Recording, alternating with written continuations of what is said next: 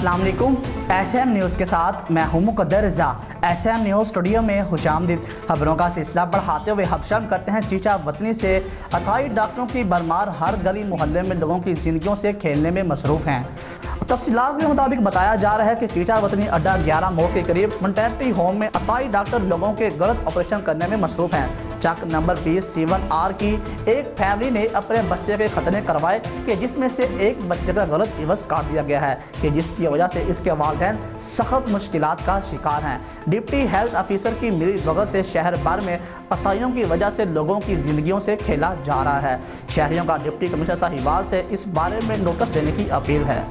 और चीचा वतनी नादरा ऑफिस के अमले ने आने वाले साइलिन के लिए मौत का सामान तैयार कर रखा है। तफसीलात के मुताबिक बताया जा रहा है कि नादरा ऑफिस के शेड्स गिरने के बिल्कुल करीब हैं कि किसी भी वक्त किसी बड़े सानहा का सबब बन सकते हैं। तस्वीर में नादरा इंचार्ज की नाअहली को बखूबी देखा जा सकता है। अवामी समाजी हकों की जानब से नादरा इंचार्ज चीचा वतनी की इस चश्म पोशी की शदीद मज़म्मत की गई है और आला हकाम से फौरी नोटिस लेने की अपील की गई है। खुदारा नादरा बिल्डिंग की जल्द से जल्द मरम्मत करवाई जाए। इसके साथ ही DPO साहिबाल मोहम्मद काशिफ असलम की खसूसी हदायत पर DSP चीचा वतनी राना अकमल रसूल की ज़ेरे निगरानी SHO थाना सिटी चीचा वतनी चौधरी इजाद असलम की क़यादत में अपनी टीम के हमरा 2 मशकूक अफराद से फौरी कार्रवाई करके भारी मिकदार में चर्च बरामद कर ली और कानून के मुताबिक कार्रवाई का आगाज़ कर दिया गया।